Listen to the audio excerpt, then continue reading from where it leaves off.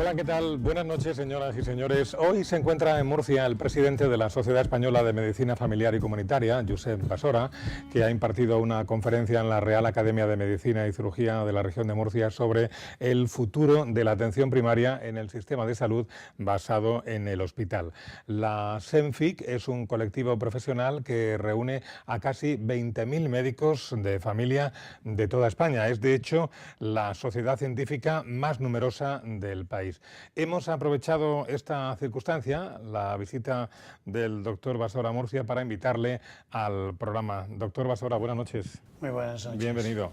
Gracias. Y actuando como cicerones del doctor Basora, a la par que elocuentes colaboradores de este programa, los doctores Juan Enrique Pereñíguez y Juan de Dios González. Buenas noches a los dos. Hola, buenas noches, Pepe. ¿No habrá podido encontrar usted mejores guías para su visita a Murcia? ¿Se están tratando bien o...? La verdad es que ha sido un gozo estar en Murcia y acompañados por ellos, con los cuales me une una amistad de hace muchos años.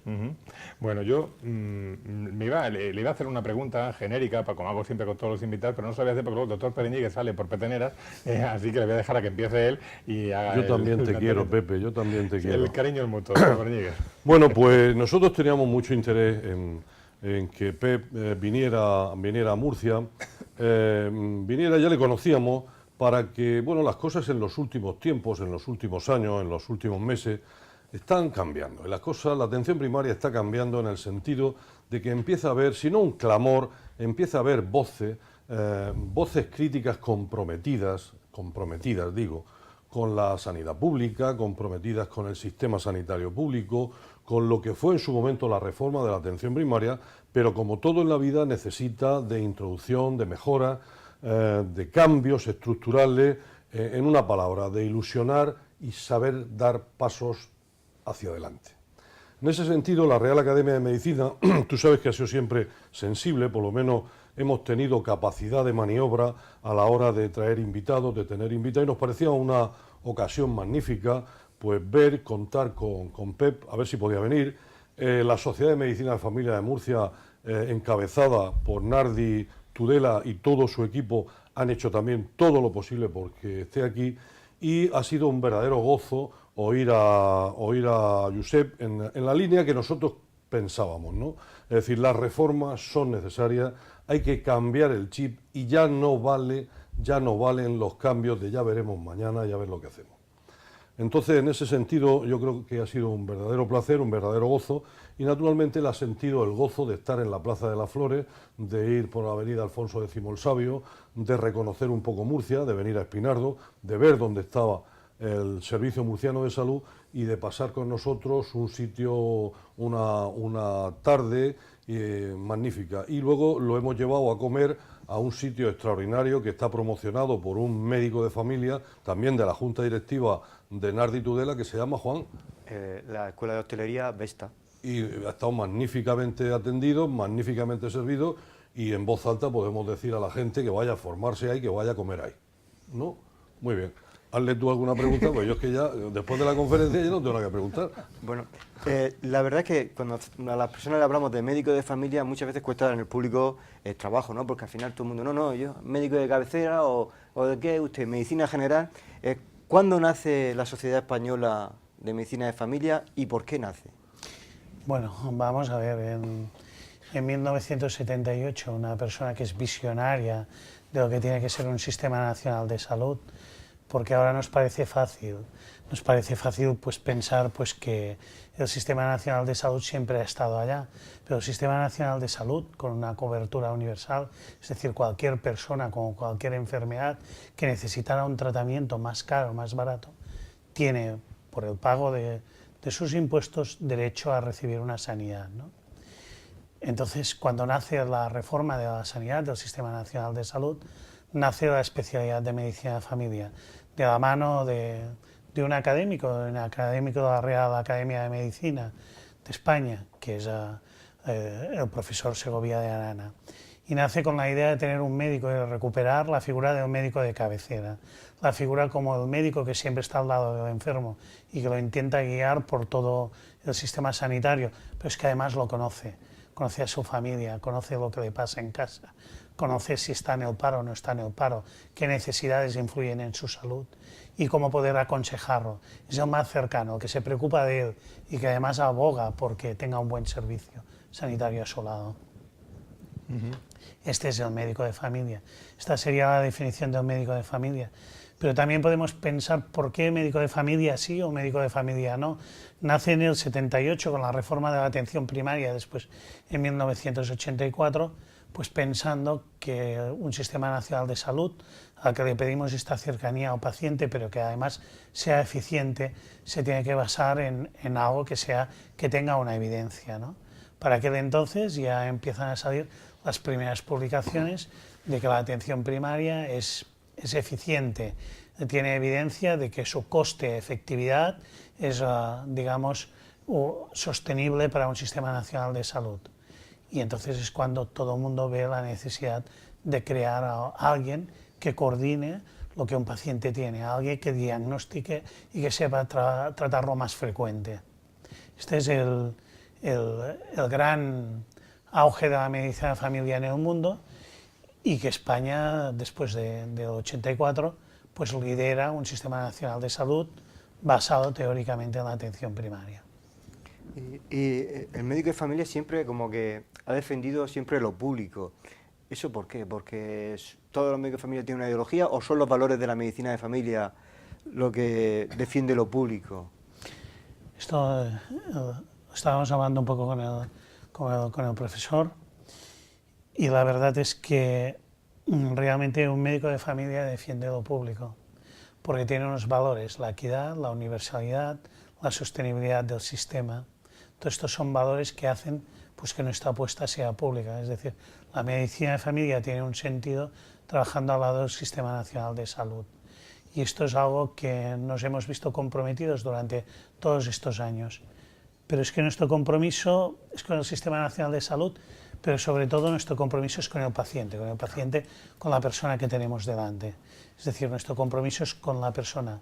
Y si alguien me pregunta qué es un médico de familia, le diré que es el médico en esencia, aquel que se compromete por la persona, le interesa la persona globalmente, tanto en su aspecto social como psíquico, como también en su aspecto sanitario de salud, ¿no?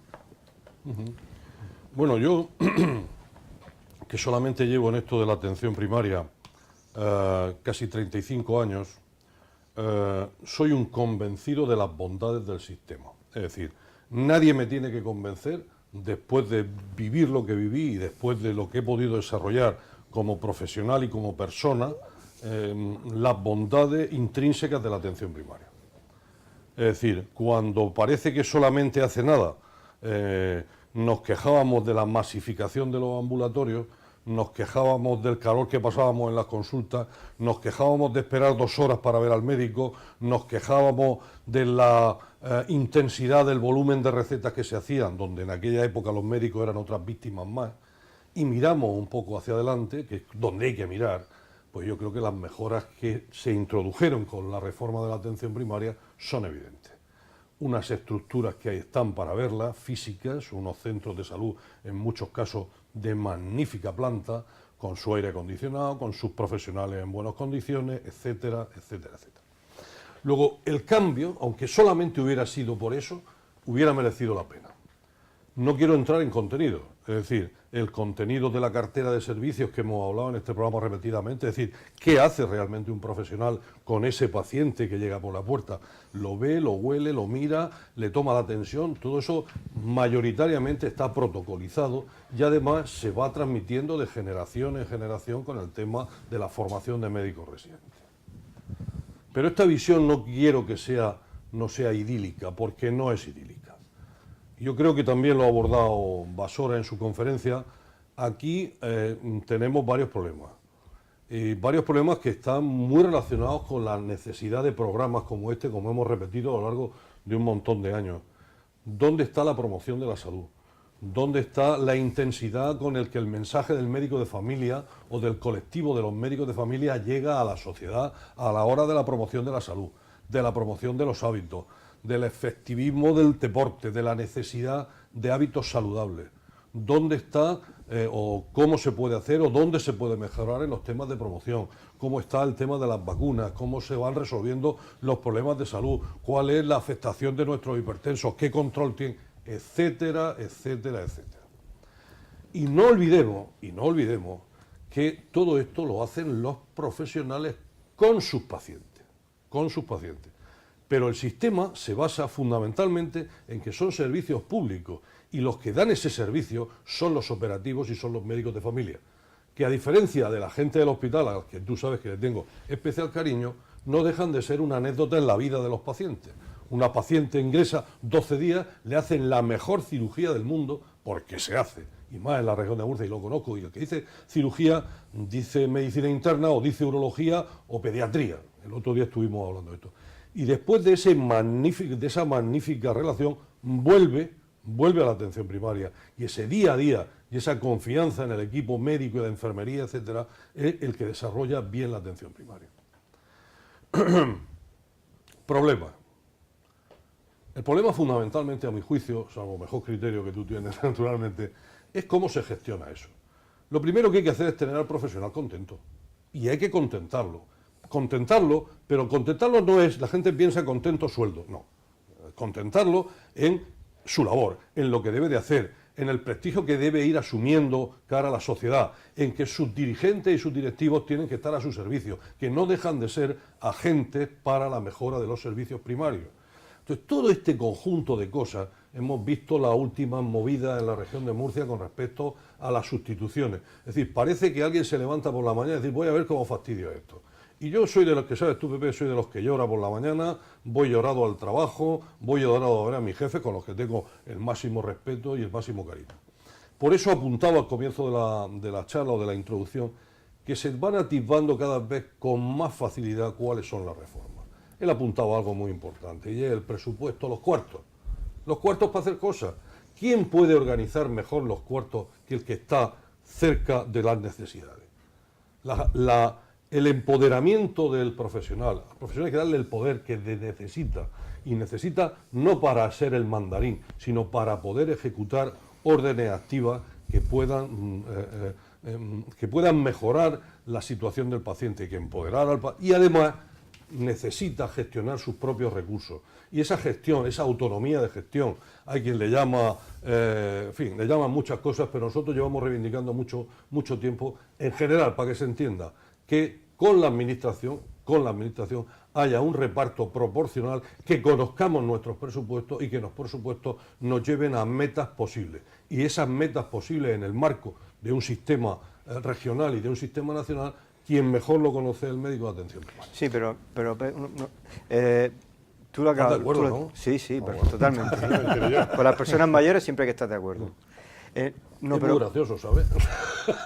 No, pero parece que en el 78, en los años 80, con la reforma de la atención primaria, los centros de salud, la medicina de familia, parece que el médico iba a ser el gestor de los problemas de salud del paciente, y que nacía con no solo tratar un problema agudo, sino promocionar, prevenir enfermedades, intervenir en lo que es en la sociedad para, bueno, pues vamos a hacer que haya aceras, para que la gente no se caiga, etcétera, etcétera. Y eso parece ser que se ha quedado por el camino. Tú que tienes una visión así nacional, ¿eso pasa en todo el territorio nacional? ¿Y por qué ha pasado eso? ¿Porque nuestros gestores se han limitado? No, que se atienda a los pacientes y los mínimos problemas posibles, o porque no hemos sabido desarrollar los mismos propios médicos de familia esto, porque no hemos acomodado. ¿Cuál puede ser, piensas tú que puede ser la causa? Vamos a ver, hay un poco de todo, ¿no? Es decir, cierto que la administración tiene su responsabilidad, pero nosotros los profesionales también debemos coger nuestra responsabilidad. El centro de salud está pensado para ser un centro integrado en la sociedad, en la comunidad donde vivimos, donde estamos, para servir, para alguna forma de hacer de altavoz de estas políticas de prevención y promoción de la salud. Hablamos de salud en todas las políticas, ¿no? Es importante el urbanismo, es importante la prevención, es importante la promoción, tanto y más que depende de qué tratamientos. Hemos demostrado que la dieta mediterránea puede ser igual de eficaz, por ejemplo, que una estatina a la hora de prevenir el colesterol. Todas estas cosas son muy importantes. Lo que pasa es que fijaros que tenemos un sistema nacional de salud complejo, que ha desarrollado centros de salud en todas partes, que estamos más cerca del ciudadano. Algunos pensarán que pues después del 84 pues vienen la transferencia de las competencias en sanidad a las distintas comunidades, a las distintas regiones, y nos damos cuenta que tenemos la sanidad más cerca. ¿Qué nos falta? Nos falta algo muy sencillo, es decir, que además tienes un sistema que prepara muy bien a los profesionales. Nos falta la participación del profesional y del paciente en el sistema. Esto es básico, es decir, tienes una persona que sabe más que nadie de lo que está administrando, porque al final cada médico de familia, y sin embargo tiene pocas herramientas para saber lo que administra y cómo lo administra. Esto es básico, es decir, necesitamos una participación activa de los profesionales en el sistema, que se vea un poco más del cortoplacismo, es decir, que se vea un poco más que estamos en un periodo de crisis, porque estamos en un periodo de crisis que seguramente es fácil con un Excel, con un programa, recortar aquello que sobra, aquello que falta, pero sin embargo necesitamos reformas a largo plazo, y estas reformas pasan por varias cosas, ¿no? Podríamos hablar de los sistemas de información, podríamos hablar de aquello que se puede hacer más cerca del paciente, hacerlo cerca del paciente porque es lo más efectivo, un poco de huir de la hospitalización en todos términos, pero seguramente para mí lo más importante, lo más urgente es la participación del profesional en la gestión. Le llamamos gestión clínica, le llamamos como lo queramos, pero la corresponsabilización, la ilusión, la innovación viene de manos de las personas que tienes. Y como gestor sanitario tienes que pensar que tienes personas altamente preparadas, a las cuales hay que sacarle todo jugo, porque tienen ideas, porque pueden mejorar el sistema, porque lo pueden proporcionar mejores réditos, ¿no?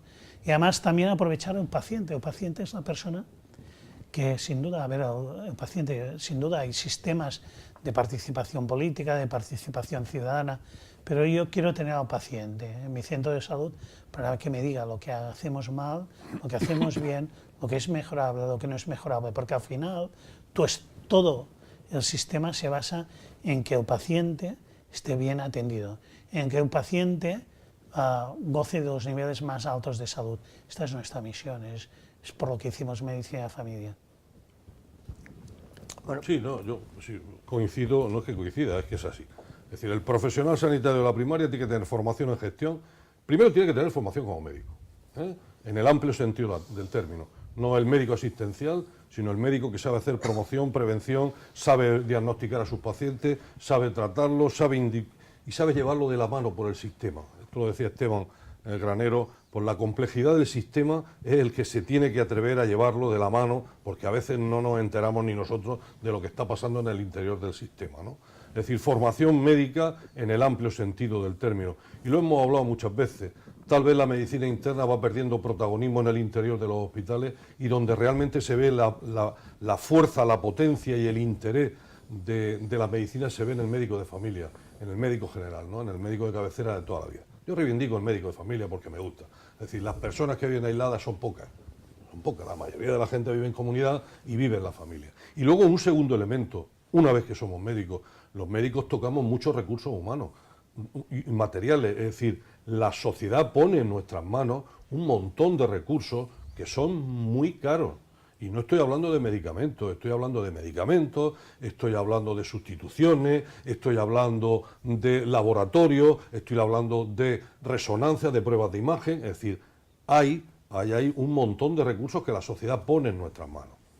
Y la inmensa mayoría de los profesionales que yo conozco saben cómo mejorar los circuitos. Pero es más, si lo sabe el pueblo soberano, si lo sabe la gente, ¿cómo se podían mejorar estas cosas? Pues señores de la administración, señores gestores, sentémonos, pensemos que hay buenos cerebros en la región de Murcia hay buenos cerebros que pueden hacer una planificación a medio plazo, de cómo simplificar esos circuitos, de cómo esos circuitos pueden ser mejorables, de cómo el profesional va a encontrar más satisfacción, de cómo puede desarrollar una carrera profesional donde encuentre también mejoras evidentes económicas, que no hay que tener miedo a decirlo. Es decir, nosotros somos profesionales y aparte de nuestra vocación también tenemos familia y tenemos nuestros gastos, etcétera, etcétera. Luego, de esos dos conjuntos, a mi juicio por lo menos, de esos dos conjuntos de la formación médica y de la formación en gestión, muchas veces con mis residentes, no, yo le mando esto, pero ¿cómo que le manda eso? ¿Y eso cuánto vale? ¿Y puede pegar a esa persona ese medicamento? Entonces, si todos parece ser que sabemos lo que hay que hacer, ¿por qué no se hace? ¿Dónde está el problema? ¿En la piedra que no nos deja pasar? Pues es un problema de la sociedad en general. Si ahora estamos, perdón por el momento, pero estamos delante de unas nuevas elecciones generales y seguramente en los últimos años hemos vivido una crisis de la sociedad, donde hay una demanda de más participación, donde hay una demanda de cortar estructuras. Participación, los británicos hablan de las organizaciones green, donde todo es participación y que seguramente también son poco eficientes, ¿no? Hablan de las organizaciones orange, como aquellas que responden a un gerencialismo puro y duro, que es vertical, que baja hacia abajo y los profesionales y los pacientes estamos en la base. Y han utilizado, y está saliendo, no sé si con razón del 15M o como sea, otro tipo de participación, que es la teal, que es otro color, que es entre el azul y el rojo, ¿no? Y es como un verde, más o menos. Y este verde lo que dice es que tienes que pedir participación en tus profesionales en aquellas cosas que pueden influir en el devenir de tu organización. Y en el Sistema Nacional de Salud ya no nos basta con lo que hemos tenido hasta ahora, sino que necesitamos cotas más altas de esta participación. Además, ahora en los tiempos se está hablando mucho de innovación, de lo que es innovar, de lo que no es innovar. Todos los sistemas sanitarios, desde el National Health Service, dan voz a sus profesionales en el tema de innovación. Es decir, tienes un potencial humano tremendo, aprovéchalo. No hay que mirar el presente con los ojos del pasado, estamos en el presente y hay una demanda de la sociedad del paciente que está más informado, que está más empoderado, que quiere tener de alguna forma en sus manos y decidir las cuestiones que afectan a su salud, ¿no? Pues pasa lo mismo en los sistemas sanitarios, es una evolución. Seguramente la medicina de familia ya nació con esta virtud, ¿no? La formación en equipos de atención primaria, el trabajo colaborativo, multidisciplinar, el pensar socialmente en lo que era justo, ¿no?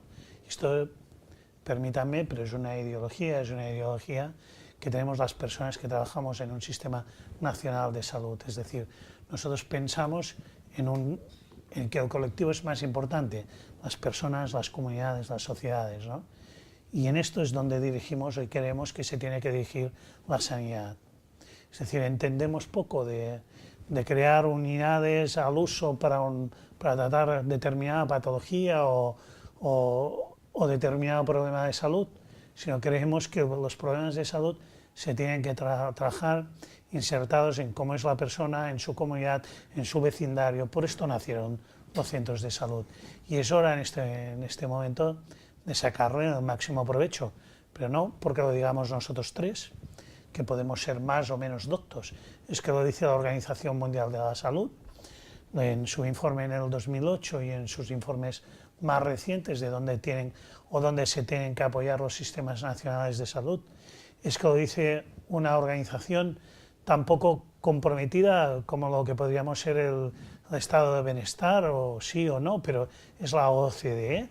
También habla que los sistemas de salud eficientes y sostenibles se tienen que basar en la atención primaria y que se tienen que basar en una participación cada vez más eficiente y más amplia de los profesionales. Es que todo lo que nos llega de organismos internacionales van en esta dirección. Entonces hay que saltar viejas barreras, el gerencialismo como tal ha muerto. Hay que pensar que tenemos una estructura de personas que son inteligentes, capaces, preparadas para dar un paso más adelante, que es la participación. Y el gerente y las estructuras gerenciales y los gestores tienen que ser facilitadores de esto. Si creemos un sistema nacional de salud y creemos un sistema nacional de salud sostenible, más moderno, más innovador y con incluso mejores resultados que el que tiene el español, que es difícil. Pero creo que podemos ir por allá. Estás diciendo que cambiemos totalmente el chip, porque ahora mismo parece ser que hemos dejado la medicina de familia, que es la medicina buena, bonita, barata, un poco de lado, y nos hemos centrado porque es lo que vende socialmente el macrohospital con su macrotecnología, que es totalmente necesaria, pero está todo eso como muy favorecido, ¿no? ¿Cómo vamos a cambiar eso? Porque eso es difícil. Se trata de entender que una enfermedad común tiene que ser tratada comúnmente. No puede ser tratada por una máquina tecnificada, ¿no? El hospital es una máquina tecnificada que tiene que estar, que tiene que hacer su labor conjuntamente con la atención primaria. Pero las enfermedades que se tengan que tratar en la comunidad, más cerca del paciente, de su ambiente social, es mucho más eficiente tratarla allí que en un medio que es más tecnificado. Mire, en el hospital, si pusiéramos un ejemplo bárbaro de una enfermedad, el hospital está, si tiene que trabajar nosotros vemos a personas normales y corrientes que tienen enfermedades. Y el hospital está para ver enfermedades en un estadio más grave o enfermedades que seguramente no se pueden tratar a nivel de la comunidad, ¿no? Entonces, es muy fácil. El hospital está para tratar una pirámide muy pequeña de la población, mientras que la pirámide más amplia debe tratarse en otro sitio. Pero es que tratar a esta pirámide más amplia en el hospital es ser ineficiente y seguramente gastar mucho más. Entonces se trata de ver las cosas en la realidad que sea más sostenible. Me van a permitir que en este punto hagamos una pausa. Estamos en la mitad de nuestro programa aproximadamente. Hoy no estamos hablando de ningún problema de salud en concreto, estamos hablando de la atención primaria en su conjunto y vamos a seguir haciéndolo en la segunda parte de Encantados de Cuidarte.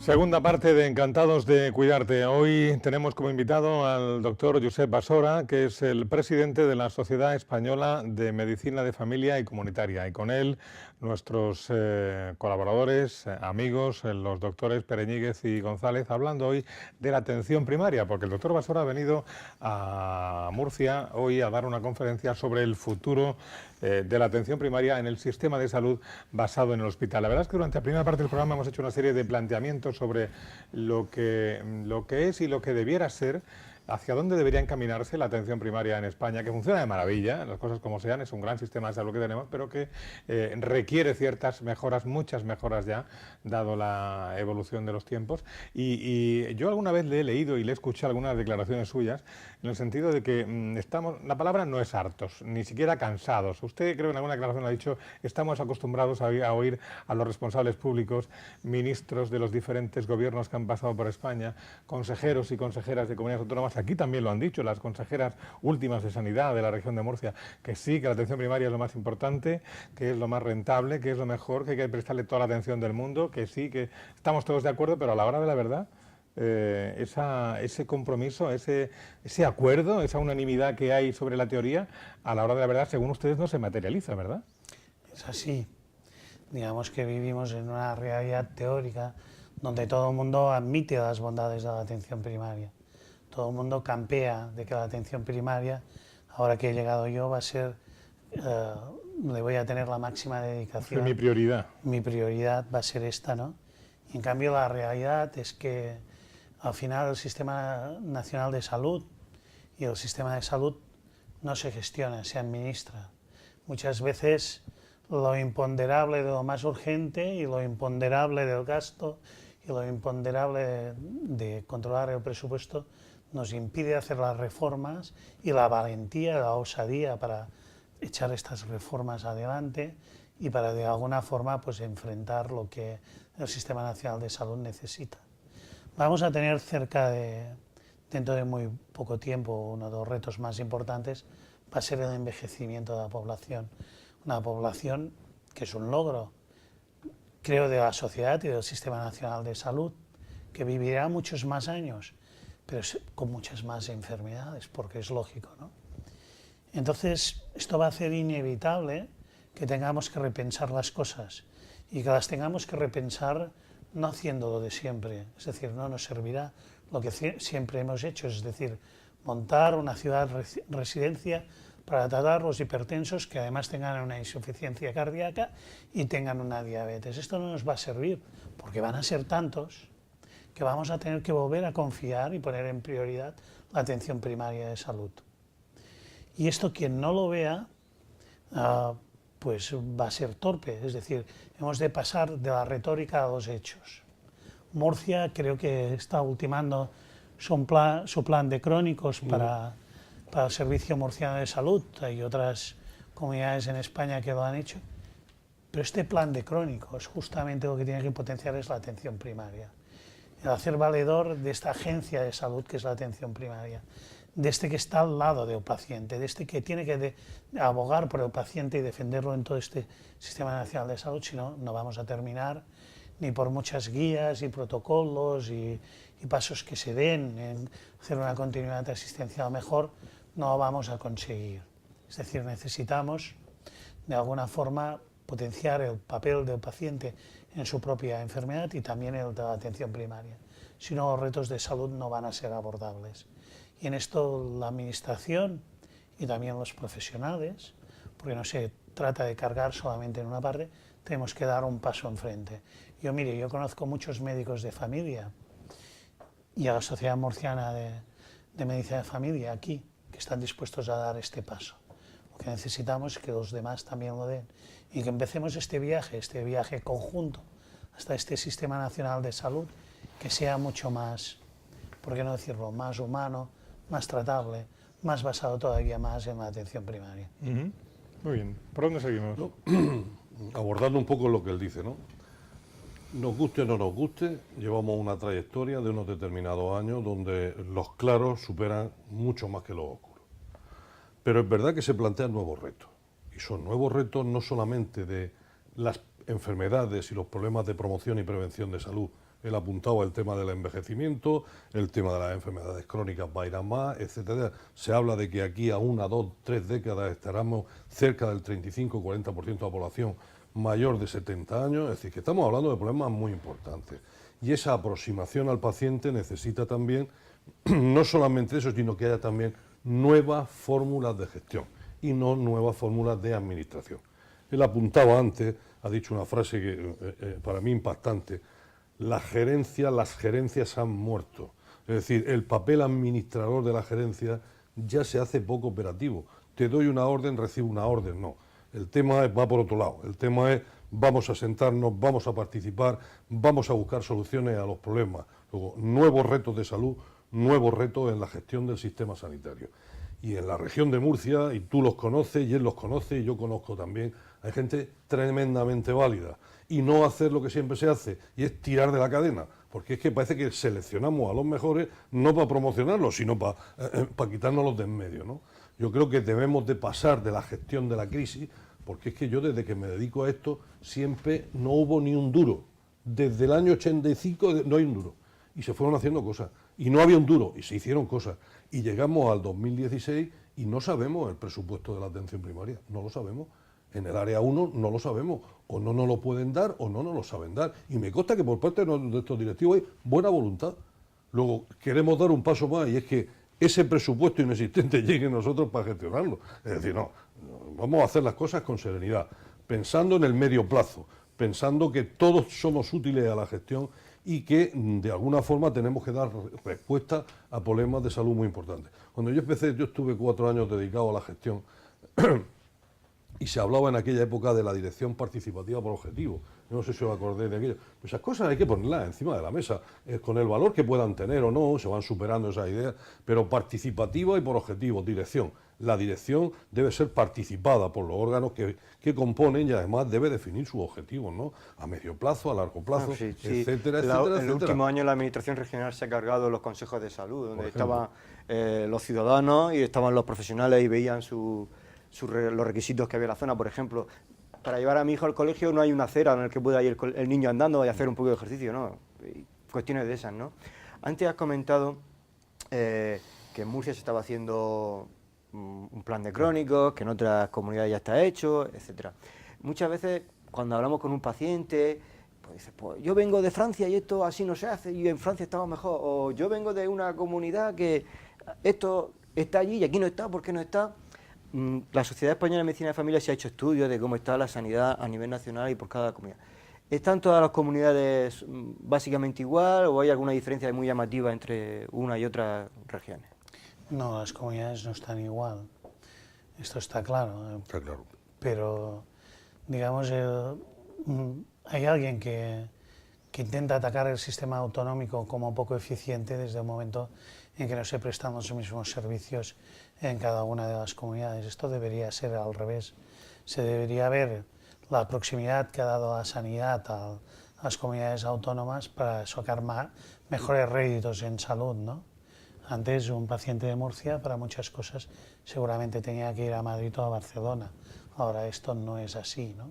Tenemos un sistema mucho más próximo y por tanto a mi juicio mucho más eficiente, aunque el Sistema Nacional de Salud nos puedan decir que es caro, que esto es algo que no es verdad comparado a los otros sistemas de salud europeos.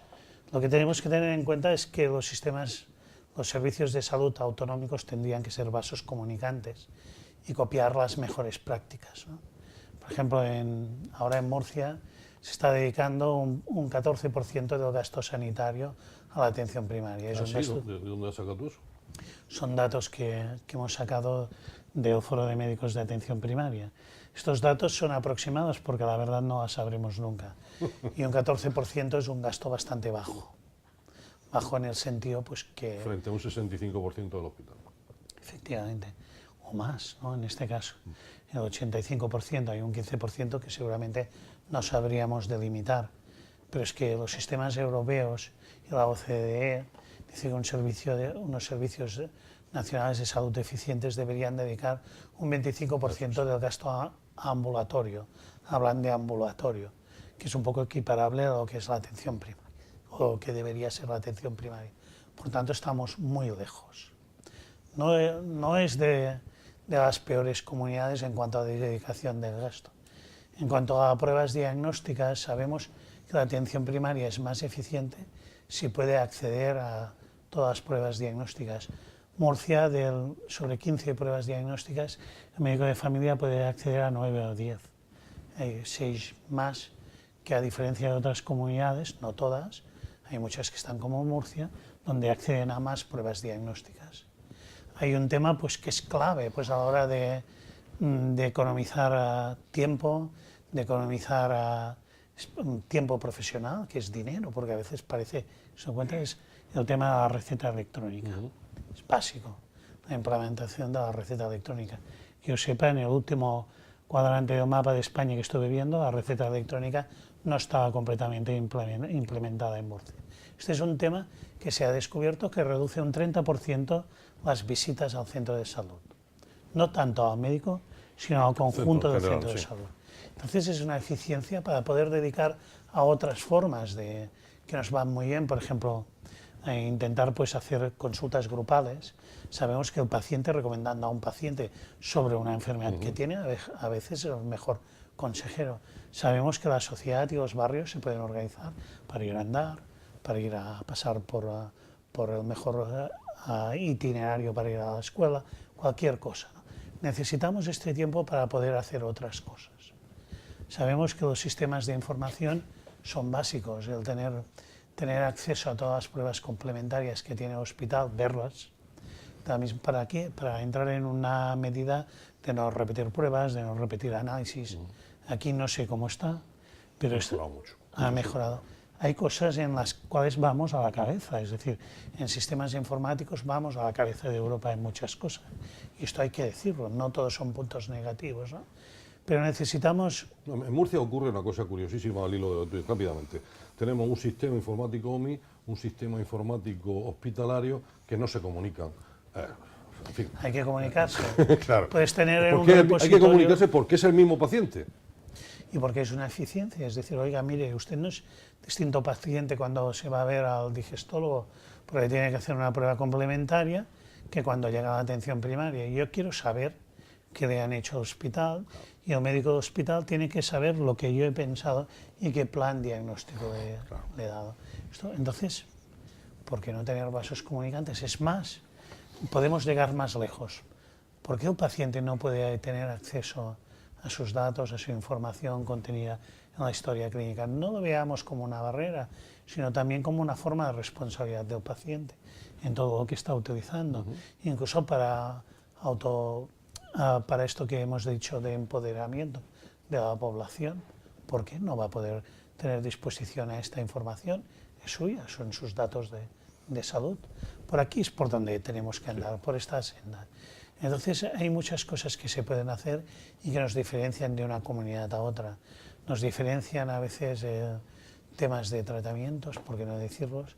Estamos entrando en una espiral que es poco equitativa en cuanto al tema de todo el Sistema Nacional de Salud. Y en vez de ser más eficientes, copiar las mejores prácticas, a veces nos hemos empecinado en tener todos de todo. Si a lo mejor si en Alicante hay una unidad de quemados, para decir un ejemplo que seguramente no es real, no es necesario tener a 80 kilómetros otra unidad de quemados, ¿no? Tenemos que basarnos también en especializaciones, en hacer lo mejor en cada sitio, ¿no? No podemos tener un hospital cada 30 kilómetros que haga de todo, porque esto es un error, porque no van a saber hacer de todo cada 30 kilómetros, sino tenemos que concentrar también la alta especialización, de tal forma que haya centros muy preparados. Usted me dice que algún día, Dios no lo quiera, tenga una hemorragia subaracnoidea, pues prefiero, si me tienen que operar por esto, para poner un ejemplo, una hemorragia cerebral causada por una malformación, prefiero que me operen en un sitio donde operan a 20 cada día, o a 10, o a 5. Y esto es algo que tiene que superar los localismos, tiene que superar un poco las dinámicas actuales, ¿no? Y yo creo que se tiene que hacer un esfuerzo también en esto. Es decir, porque si no el presupuesto se nos va en prácticas que muchas veces no son las más efectivas, ¿no? Es tener tecnificación en todas partes y a toda costa. Y esto es ineficiente. La tecnificación tiene que estar para ser resolutivos en el sitio donde tengan una ratio para poder ser eficientes, de número de personas. Lo explicó el cardiólogo cuando estábamos hablando de la cardiopatía isquémica y los cateterismos. No podemos tener una unidad de cateterismo en los 9 hospitales que hay en la región de Murcia, porque al final resulta que uno va a hacer un cateterismo cada 15 días, claro. Con lo cual pierde esa destreza y es mejor concentrarlo en los 3 hospitales que hay en la región de Murcia. La SENFI, cuando salió el Real Decreto de 2012 en el que se le retiraba la asistencia sanitaria a los inmigrantes irregulares, bueno, pues ha sido una de las que ha llevado la voz cantante en contra de esa medida. En los últimos meses parecía que se iba a dar marcha atrás, en Murcia se ha hecho una cosa aquí sí un poco light, bueno, que cuesta trabajo hacer esos trámites, pero al final se ve. ¿Cómo está ese asunto a nivel nacional? Mire, la verdad es que yo tenía una promesa, y era una promesa del ministro de Sanidad, personalmente expresada al Foro de Médicos de Atención Primaria, en el sentido que la cobertura iba a ser universal y se iba a recobrar esta cobertura. Me dijo sin tarjeta sanitaria, pero que se iba a recobrar la cobertura. No han dado los pasos el gobierno actual para hacerlo. A nuestra medida, en esto que hacer para esto fue para nosotros una auténtica tragedia. Personas que eran pacientes nuestros hasta aquel momento dejaban de serlo. Y esto incumplía un deber médico, el deber del seguimiento y del tratamiento de un paciente. Nosotros no podíamos abandonar a aquellos que habían sido pacientes nuestros porque una ley de alguna forma nos lo impedía. El paciente no desaparecía, el paciente estaba en las puertas de nuestra consulta.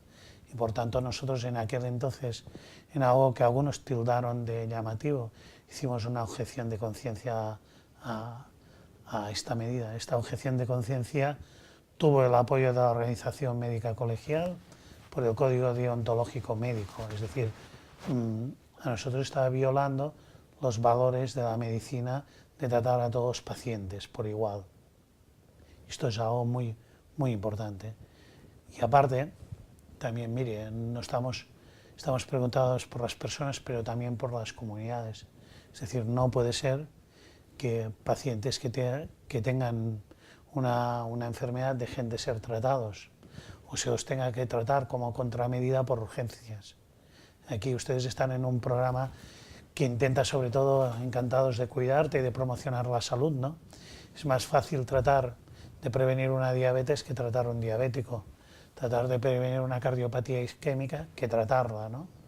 Y nos dicen, no, es que son pacientes jóvenes, no, hay pacientes inmigrantes que están en este país, que conviven con nosotros, mayores, jóvenes, de todas las edades y con enfermedades, ¿no?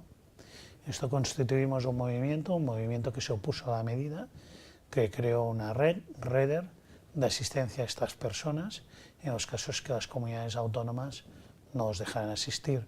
Han sido muy pocas las comunidades autónomas que no hayan legislado en contra de esta medida, no hayan hecho planes para impedir esta medida.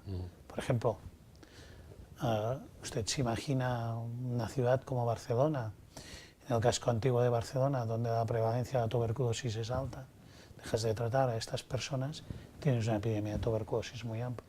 Dejas de tratar a personas que ejercen la prostitución y seguramente puedes tener una consecuencia en enfermedades de transmisión sexual, en el SIDA, etc. Pero aparte, mire, un país es un gran país, no solamente cómo trata a sus ciudadanos más protegidos, sino justamente en un periodo de crisis cómo trata a los más desfavorecidos, incluso si no son ciudadanos suyos. Este es el valor del Estado en tal, el de poder cuidar a todas las personas. Y esto es algo muy inherente al Sistema Nacional de Salud español. Es una de las bondades en la Ley General de Sanidad de 1989, creo que es, perdone, me he fallado, 82, de Ernest Lluch, en el sentido de dar una cobertura universal. Pero es que también lo preconiza la Organización Mundial de la Salud, para ser eficientes en la erradicación de las enfermedades, en la vacunación, en 50.000 cosas necesitamos tratar a toda la comunidad que está con nosotros. Podemos hablar de un valor humanitario y ético, pero también de un valor de eficiencia, ¿no? Y esto tengo que decir que nos significamos, pero que gracias a Dios las cosas han ido cambiando progresivamente. Y yo creo que a este Real Decreto, en esta medida, le queda muy poca vida. Muchas personas han dado un paso al frente para defender esta cobertura universal, ¿no? Y déjeme decirles desde aquí mi agradecimiento, sobre todo en Murcia, que hay muchas personas muy comprometidas en esta medida, ¿no? Bueno, está claro que con esa medida se perdió la universalidad del sistema sanitario público. Claro. Y muchas veces se está diciendo que en los últimos años se está desmantelando el sistema sanitario público en pro de la concertada, de la privada. ¿Se tiene ese sentimiento de Senfi o no? Mire, hemos asistido a una fragmentación y mercantilización de la sanidad, ¿no? Es decir, se ha creído que con un engrosamiento del mensaje que todo lo público es ineficiente, que si lo público, que si los trabajadores en sanidad, que si los profesionales de la sanidad son funcionarios, por tanto poco eficientes, pocos dados pues, a hacer esfuerzos. Solamente sé que el Sistema Nacional de Salud se ha mantenido con buenos resultados gracias al compromiso profesional. Sin lugar a dudas. Esta es una. Y la segunda, pues en los países que anteriormente han experimentado con estas fórmulas de gestión, que van pues, con la entrada de proveedores privados dentro del Sistema Nacional Público, por ejemplo Holanda o Canadá, pues estos han incrementado a la larga su gasto sanitario en casi 2 y 3 puntos del PIB. Esto es comprobable. Entonces sabemos que la mercantilización, de alguna forma, pues es muy fácil. Es decir, el paciente que sale de los estándares habituales es derivado a otra parte donde seguramente se hacen cargo de ello. Y este siempre es el sistema más público. Esto se ha visto en Canadá, se ha visto en Holanda, se ha visto en todas partes. Yo soy defensor de un sistema nacional público, pero sobre todo porque en épocas de crisis es justamente cuando es más necesario. Es decir, los sistemas de salud, el Sistema Nacional de Salud español salió en la posguerra, la Seguridad Social. Salió en la posguerra con Girón de Velasco. Después se transformó en el Sistema Nacional de Salud, pero en el Reino Unido, copiando un poco lo que hacían las cooperativas de mineros de Gales y en algunas partes de Inglaterra, se creó el Sistema Nacional de Salud con Harlow, con un ministro laborista, y que después Churchill mismo y los distintos conservaron por su eficiencia. Entendieron que la sanidad, aparte de ser digamos, algo en donde la humanidad y la sociedad y la equidad y la solidaridad entran en juego, es mucho más rentable para el país, ¿no? Entonces, los países eficientes son los países que de alguna forma tienen un sistema nacional público de calidad. Y esto es lo que estamos viendo en Estados Unidos con el gran debate de Obama, ¿no? Bueno, yo dos consideraciones. Me ha gustado mucho tu charla en la academia. He pasado un rato muy agradable aquí. Y aquí tenemos un catalán de Reus que tiene algún defecto, por ejemplo, uno gravísimo a mi juicio, que es del Barça, ¿no? Y entonces nos ha estado dando una lección de fútbol de Pep Guardiola y de, en fin, de la maravilla y el gozo que es ver jugar al Barcelona. Lo siento, pero vamos a ser campeones de Europa. Estoy seguro que te alegra. A mí lo que me gusta es el buen fútbol, Claro. entonces lo que quiero ver es que quien gane haga el mejor fútbol. Esto es clásico, ¿no? Sí. Nos tenemos, con este símil futbolístico, lo que queremos es la mejor sanidad, ¿no? No queremos ver a nuestra sanidad jugando en tercera división, si es que tiene lugar en primera, ¿no? Y nuestra sanidad, por resultados, merece justamente no volver hacia atrás. Lo que comentaba Juan de Dios en el sistema del sistema universal, nunca el Sistema Nacional de Salud ha ido hacia atrás. Solamente estos últimos años hemos tenido una regresión. La evolución, si hablamos de evolución de los sistemas nacionales de salud y de la sociedad, justamente va en sentido contrario, es decir, más participativos, que toda la sociedad participe del Sistema Nacional de Salud. Esta no es una sanidad de pobres, sino es una sanidad para todos. Y por esto nos preocupa que muchas veces se haga la comparativa de que los sistemas privados son mejores, ¿no? Y que tenemos que caminar hacia un sistema privado. Los sistemas privados deberán y tendrán sus bondades, ¿no? Pero el Sistema Nacional de Salud en este país, en toda España, cuenta con los mejores profesionales y con los profesionales más comprometidos. Y sobre todo en la atención primaria, donde el médico es el médico por esencia, al menos bajo nuestro parecer. La verdad es que es un tema apasionante, hablar siempre de sanidad, hablar de salud, como hablar de educación o hablar de justicia, que como hemos dicho muchas veces son los pilares básicos de cualquier estado de bienestar que se precie. Es un tema apasionante. Imagino que el mes que viene en Coruña seguirán ustedes hablando de este y de otros asuntos, ¿no? Creo que bajo el lema Patrimonio de Futuro, si no me equivoco, o algo parecido. Sí, así es. Intentamos de alguna forma ver qué cosas nos están pasando ahora, porque mire, aquí está con muchas personas motivadas por un Sistema Nacional de Salud, pero ¿cómo podemos motivar a todos los demás? Porque a veces le he dicho que tenemos papeletas pendientes, ¿no?